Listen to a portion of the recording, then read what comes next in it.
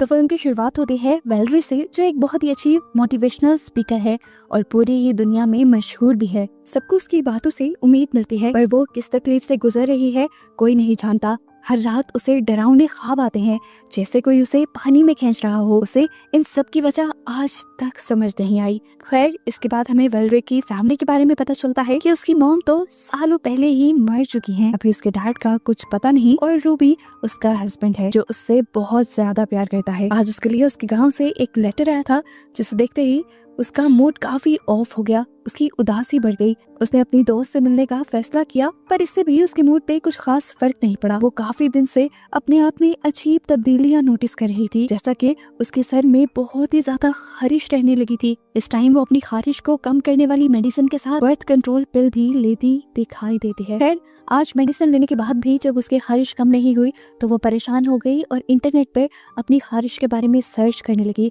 और उसे जो रिजल्ट्स नजर आए उसे देखकर वो बहुत ज्यादा डर गई और उसने अपना लैपटॉप ही बंद कर दिया। वैलेरी के साथ अब एक और भी बहुत अजीब चीज हुई।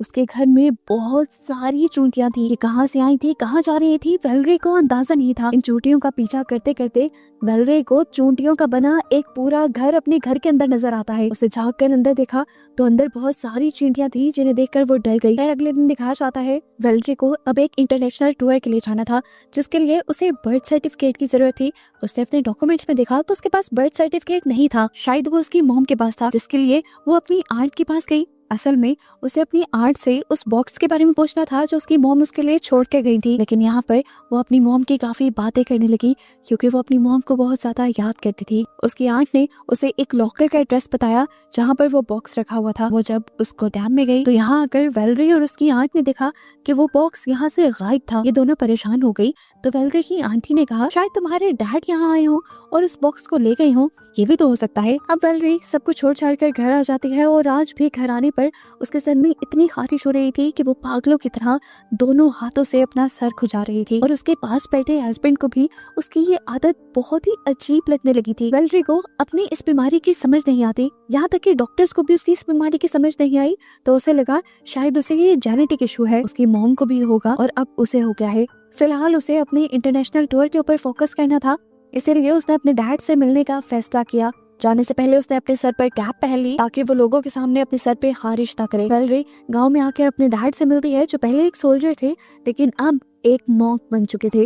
वैलेरी ने उनसे पूछा, आप उस बॉक्स के बारे में जानते हैं जो मॉम मेरे लिए छोड़ के गई थी? उसके डैड ने कहा, नहीं, उसके बारे में मुझे कुछ नहीं पता। यहीं उसके डैड के कमरे में एक बहुत ही अजीब पेंटिंग भी लगी हुई थी। वैलेरी ने जब उस पेंटिंग के बारे में पूछा तो उसके डैड ने उसे सांची नाम की एक एंटिटी की कहानी सुनाना शुरू की। दरअसल सांची एक पैरासाइट था जो इंसानों के साथ रहता था और उनकी स्पिरिचुअल पावर से फीड करता था। सांची जिस इंसान के ऊपर कब्जा कर ले उस इंसान के साथ तब तक रहता है जब तक वो उसे पूरा खत्म ना कर दे। खैर, वैलेरी यहाँ पर इन सारी चीजों की इन्फॉर्मेशन लेने नहीं आई थी। वो जाने से पहले अपने डैड की चाबी चुरा लेती है और उनके लॉकर में जाती है बगैर उनके पूछे। वहाँ पर उसे वो बॉक्स तो नहीं मिला जो उसकी मॉम ने उसके लिए छोड़ा था, लेकिन हाँ, उसे उसका बर्थ सर्टिफिकेट जरूर मिल गया, जिसे लेकर वो यहाँ से जाने लगी। उसे गोदाम में एक छोटे बच्चे की रोने की आवाज़ आ रही थी और साथ उसे ऐसे फील हो रहा था जैसे वो बच्चा पानी में डूब रहा हो।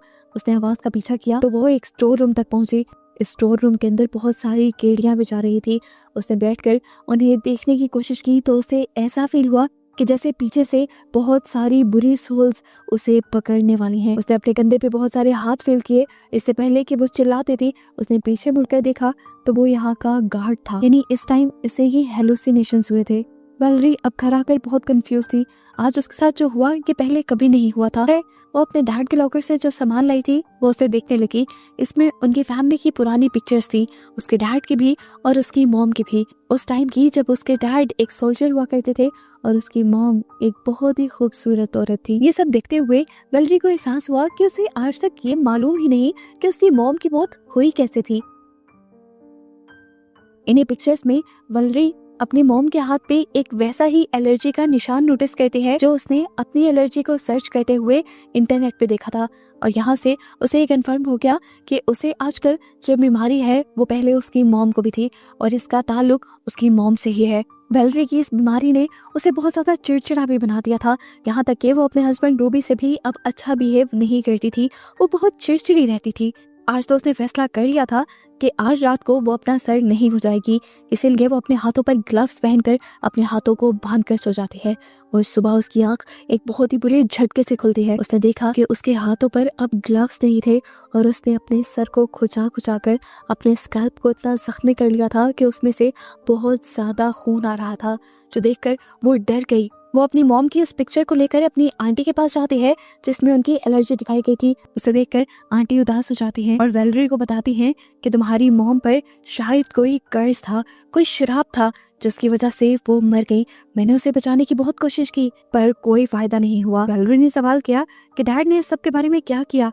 उन्होंने उसे डैड के बारे में कुछ नहीं बताया, बस इतना ही कहा कि तुम अपने डैड से दूर रहना। कुछ देर बाद वेलेरी को एक फोटो शूट के लिए जाना था जहाँ पर हैवी लाइट्स के अपने साय के साथ वो देखती है कि उसके साय के साथ कोई और भी खड़ा है, जिसे देखकर वो बुरी तरह डर गई।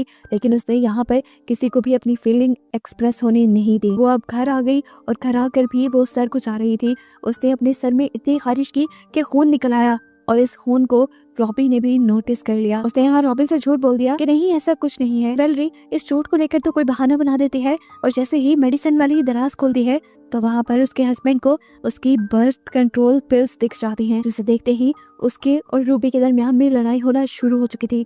वेलेरी भी गुस्से में थी, वो अपने आप से जूझ रही थी। ऐसे में उसने रूबी से कह दिया, ठीक है तुम मुझसे दूर ही रहो, यही बेहतर है। और इस तरह उनके रिश्ते में दरार आना शुरू हो गई। वेलेरी अब अकेले अपने रूम में रह रही थी। उसने अब सोच लिया था कि हर रात वो अपना सर नहीं खुजाएगी, इसीलिए रात में वो अपने हाथों को बांध कर सोई। लेकिन जब सुबह उठी तो वो परेशान हो गई क्योंकि उसके हाथ खुल चुके थे और उसने आज भी अपने स्कैल्प से खून निकाल लिया था। वो अब इतनी बात समझ गई थी कि उसके साथ जो कुछ भी हो रहा है इसमें कोई दूसरी एंटिटी इन्वॉल्व है, क्योंकि वो खुद अपने हाथ नहीं खोल सकती थी। ये कंफर्म था कि रात में किसी और ने उसके हाथ खोले थे। उठते ही वेलेरी दोबारा अपने घर में बहुत सारी चूंटियों को नोटिस करती है। वो परेशान हो जाती है और इन चूंटियों का पीछा करते करते उनके घर तक पहुंचती है। वो देखना चाहती थी आखिर ये चूंटियां करती क्या है, इसीलिए वो अपनी घर की दीवार तोड़ने लग जाती है और तभी उसके घर पर नॉक हो जाता है। बाहर देखने को मिला कि उसके डैड आए हुए थे।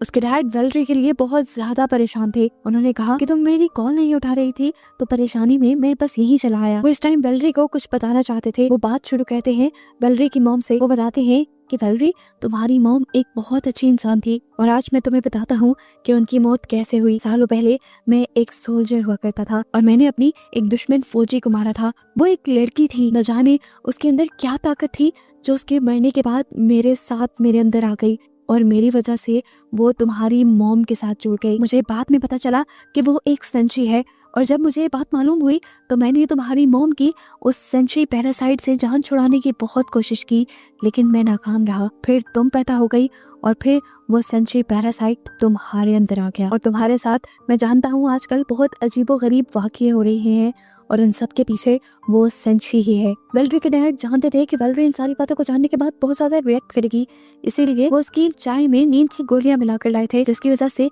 वेलेरी वहीं पर सो गई। और जब उठी तो उसे फौरन वो सारी बातें याद आई और वो अब अपनी मॉम की मौत के बारे में सर्च करने लगी। उसे अपने घर में बहुत सारी अखबार की कटिंग और चीजें मिलती हैं जिसमें ये साफ लिखा था कि उसके डैड ने ही असल में उसकी मॉम का मर्डर किया था। ये सुनकर वो टूट गई। अचानक बारिश शुरू हो जाती है। वेलेरी अपनी घर की खिड़कियां बंद करने के लिए जब ऊपर जाती है तो उसे खिड़की के बाहर अपनी मॉम की परछाई नजर आती है। उसे वो दिन वो सब कुछ नजर आने लग जाता है जिस दिन उसकी मॉम की मौत हुई थी। उसने देखा कि उसकी मॉम तड़प रही थी और उसके डैड उसे जबरदस्ती पानी में डुबो रहे थे और ऐसे ही उसकी मॉम की मौत हो गई थी। जैसे ही वेलेरी को अपने डैड का ये घिनौना चेहरा नजर आता है तो वो फौरन अपने डैड के पास अपनी मॉम का बदला लेने के लिए पहुंच जाती है। उनके घर जाकर वो एक एक सामान बिखेर देती है और अपने डैड से पूछते हैं आखिर क्यों मारा आपने मेरी मॉम को। उसके डैड कहते हैं मैंने तुम्हारी मॉम को नहीं मारा, मैं तो उन्हें बचा रहा था उस संची से, लेकिन वो संची बहुत ज्यादा स्ट्रॉन्ग था और मैं हारता रहा, तुम्हारी मॉम मर गई उस संची से ही लड़ते लड़ते। लेकिन वेलेरी को अब उनकी बातों पे यकीन नहीं था। उसके डैड ने उसे बताया तुम्हारी मॉम असल में तुम्हें इस संची से बचाना चाहती थी और इसी चक्कर में उन्होंने अपनी जान खुद ही ली थी, लेकिन मरने के बाद भी वो अपने मकसद में नाकाम रही। वो तुम्हें उस संची से नहीं बचा सकी और अब वो संची तुम्हारे साथ है और तुम्हारी जान बचाने के लिए उस संची का खत्म होना बहुत जरूरी है। अब ये बातें वेलेरी को डराने लगी थी। वो अपने डैड को यही छोड़कर वापिस घर चली जाती है। अगले दिन उसका सेमिनार भी था, उसकी लाइफ का सबसे बड़ा सेमिनार, एक इंटरनेशनल टूर।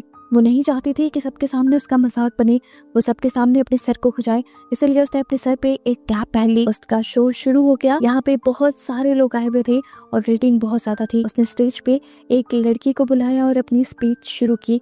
उसने लड़की को शीशे के आगे खड़े करके लोगों से कहा कि जब तुम अपने अंदर के असल को नहीं पहचानोगे तब तक तुम कुछ नहीं कर सकते। ये बातें करते हुए वो ना चाहते हुए भी अपनी कैप के अंदर से अपने बालों को खुजा रही थी। इस टाइम उसे स्पीच करते हुए शीशे में उस औरत की परछाई के साथ अपने पीछे भी खड़ी एक और परछाई दिखाई दी। इस परछाई को देखकर वो डर जाती है क्योंकि उसे पता था कि ये संची ही है। आज उसे देखकर, उसकी सच्चाई जानकर वो बहुत ज्यादा खौफ में आ चुकी थी, यहाँ तक कि वो नीचे गिर गई। वो तड़पने लगी, अपना सर खुजाने लगी और सभी लोग उसकी ये हालत देखकर पागल से हो गए। वेलेरी अब और अपना तमाशा नहीं बनाना चाहती थी, इसीलिए वो स्टेज छोड़कर भाग जाती है और अपनी गाड़ी में जाकर बैठ जाती है। घर आने के बाद भी वो लगातार अपने सर को खुजाती जा रही थी। उसने अपने सर में इतनी खारिश की कि उसके सर में एक सुराख हो गया जिसके अंदर उसने उंगली डाल दी। उसकी उंगली ब्रेन से टच होने की वजह से उसका ब्रेन डैमेज हो गया और उसको सब कुछ समझ आना ही बंद हो गया। वो वहीं पर बेहोश होकर गिर गई। शुक्र था कि घर पे इस टाइम रॉबी था, जिसने उसकी इस खराब हालत को देखते हुए उसे हॉस्पिटल पहुंचा दिया। वक्त पर हॉस्पिटल पहुंचने की वजह से वेलेरी की जान तो बच गई, लेकिन अभी वेलेरी के ऊपर एक बहुत बड़ी मुसीबत थी। वो संची अभी भी वेलेरी के साथ ही था, जिसे हॉस्पिटल के डार्क एनवायरनमेंट में पहली मर्तबा क्लियर दिखाया जाता है। वो इस टाइम वेलेरी के ऊपर चढ़ा हुआ था, उसे तंग कर रहा था, लेकिन इस टाइम वेलेरी उसे डर नहीं रही थी, चिल्ला नहीं रही थी। वो वेलेरी के सर में हाथ मार रहा था जिससे उसके सर में खारिश हो रही थी, लेकिन वेलेरी ने अभी भी अपने सर में खारिश नहीं की क्योंकि अब वो जान गई है सच्चाई। वो अब इससे डरती नहीं, वो इसका मुकाबला करना चाहती है। जैसे ही वेलेरी ने अपने डर का सामना करना शुरू किया तो उसकी हालत पहले से बेहतर होने लगी। संची का कंट्रोल उसके ऊपर से कुछ कम होने लगा और उसकी बेहतर हालत का कुछ क्रेडिट रॉबी को भी जाता है, जो उसका आजकल बहुत ज्यादा ख्याल रख रहा था। वो हमेशा अब वेलेरी को उसके सर पे हाथ लगाने से मना कर रहा था क्योंकि सर पे हाथ लगाने की वजह से उसकी बॉडी के काफी हिस्से पैरालाइज हो चुके थे, यहाँ तक कि उसके पाँव भी, और अब उसे चलने में काफी मुश्किल होती थी। वो नए तरीके से चलना सीख रही थी। अब सोते हुए वेलेरी अपने सर में खारिश न करते, इसीलिए रॉबी ने उसके हाथ बांध दिए, लेकिन जब वो सुबह उठा तो देखा कि उसके हाथ खुले हुए थे। वेलेरी ने अपने सर में खारिश भी की हुई थी। उसके पास एक सीजर भी थी, जिसे देखकर रॉबी को लगा कि उसने अपने हाथ खुद ही काटे हैं। उसे गुस्सा आ गया ये देखकर कि वेलेरी खुद ही ठीक होना नहीं चाहती और वो फजूल में ही उसके ऊपर इतनी मेहनत कर रहा है। वेलेरी ने उसे समझाने की कोशिश की कि ये सब उसने नहीं किया, ये संची ने किया है, लेकिन वो उसकी एक सुनने को तैयार नहीं था। रॉबी अब गुस्से में उसे छोड़ गया था। वेलेरी बिल्कुल अकेली पड़ चुकी थी, वो हार रही थी, उसे किसी के सहारे की जरूरत थी, इसीलिए वो अपनी ही मोटिवेशनल वीडियोस देखने लग जाती है, जिससे उसे काफी सहारा मिलता है। उसने फैसला कर लिया था कि अब वो उस एंटिटी से यानी संची से खुद लड़ेगी ताकि ये सारे मसले हल हो जाएं। रात में उसने रॉबी को बेहोशी की दवाई देकर सुला दिया और फिर वो अपने एक रूम में आ गई जहाँ पर बहुत सारे मिरर्स थे। यहाँ आते ही वो जोर जोर से चिल्लाने लगी, बताओ तुम कौन हो, मुझसे क्या चाहती हो, मेरे सामने आओ। काफी देर तक उनके सामने कोई नहीं आया, पर कुछ ही देर बाद एक शीशे में से एक डरावना हाथ निकला जिसने पीछे से आकर वेलेरी को पकड़ लिया। यह हाथ असल में संची का ही था, जो एंटिटी अब फाइनली उसके सामने आ चुकी थी। वो सामने आकर अपनी डरावनी आवाज में वेलेरी से कहते हैं कि मैं तुम्हें नहीं छोड़ूंगा। उसने अब वेलेरी को पकड़ लिया था और उसके गर्दन पे चाकू रख दिया था। वेलेरी भी खौफ के मारे डरी और उसने जोर से चीख मारी, जिसकी वजह से यहाँ रॉबी को भी होश आ गया और उसने अपने आप को बेड से बंधा पाया। वो अपने हाथ पाँव को छुड़वाने की कोशिश करता है और वेलेरी को आवाज लगाता है। दूसरी तरफ हमें वेलेरी को दिखाया जाता है जो अब अपने हाथ को काटने की तैयारी कर रही है ताकि वो कभी अपने सर को खुजा ही ना पाए।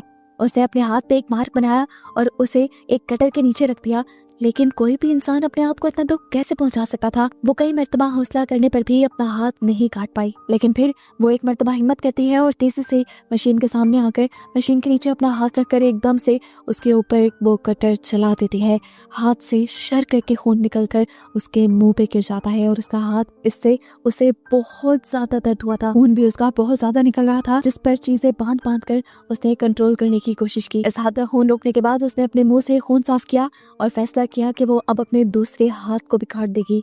अभी वेलरी ये सोच रही थी कि एकदम से उसके पीछे संची आ गया, जिसने उसे पीछे से पकड़ लिया। और इस मर्तबा वेलरी उसके ऐसा करने से भी नहीं डरी। संची ने उसे डराने के लिए बोला कि मैं तुम्हें खा जाऊंगा, तुम्हारा कतरा कतरा खून पी जाऊंगा। वेलरी उसे बातों में लगाए रखती है और अचानक से उसका हाथ उसी कटर के नीचे कर देती है, जिस कटर से वो अपना दूसरा हाथ काटने का प्लान कर रही थी। यहाँ से आने वाली ऐसी आवाजें सुनकर रॉबी परेशान हो रहा था। यहाँ वेलरी पूरी तरह संची से लड़ने के मूड में थी। हाथ काटने के बाद उसने वो मशीन ही उठा ली और उससे इस संची के ऊपर हमला करना शुरू कर दिया। उसे लग रहा था कि ऐसा करने पर संची मर जाएगा, लेकिन ऐसा नहीं हुआ। संची के जितने हिस्से उसने काटे थे वो रीजनरेट होने लगे, यानी दोबारा से पैदा होने लगे। और अब वेलरी जब ये सब देखती है तो वाकई उसे डर लगने लग जाता है और वो यहाँ से भागने की तैयारी करने लगती है। वो इससे बचने के लिए वहां से भागने की ही कोशिश कर रही थी कि संची उसके ऊपर आ गया और उसने कहा कि अब मैं तुम्हें नहीं छोड़ूंगा। तो वेलरी ने उसे कहा कि अब कोई बचेगा भी नहीं।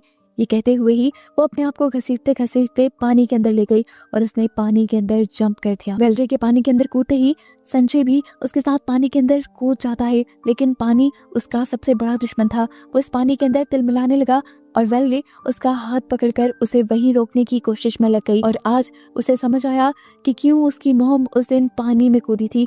वो उसी संची को मारने के लिए कूदी थी और उसकी मॉम के मर्डर में उसके डैड का कोई हाथ नहीं था। उसकी मॉम की मौत इसी संची की वजह से हुई थी, उनकी मौत कोई मर्डर नहीं था। यहाँ दिखाया जाता है कि रूबी किसी तरह अपने आप को छुड़वा कर बाहर निकलता है तो वेलरी को पानी में डूबता हुआ पाता है और जल्दी से पानी में जंप करते हुए उसको बाहर निकाल लेता है। बाहर निकलते हुए हम उसके हाथ में एक छोटे से काले बच्चे को देख रहे थे। ये संची का ही छोटा वेरिएंट था, मतलब कि संची अब कमजोर हो गया था और कुछ ही देर में पानी में रखने पर वो इस पानी में ही हल होकर खत्म हो जाता है। कहानी के पोस्ट क्रेडिट सीन्स में हमें वेलरी को दिखाया जाता है जिसके पास एक बेबी भी था। दिखाया गया कि उसका कटा हाथ जोड़ दिया गया था और वो अपने बेबी के साथ बहुत खुश थी। वो जब अपने बेटे को खिला रही थी तो उस टाइम उसके बेटे के फेस पे एक छोटे से बग को दिखाया जाता है, जो हमारे लिए एक सवाल छोड़ जाता है कि क्या सच में संची खत्म हुआ भी है कि नहीं। और बस इसी के साथ ये मूवी यहीं पर एंड हो जाती है।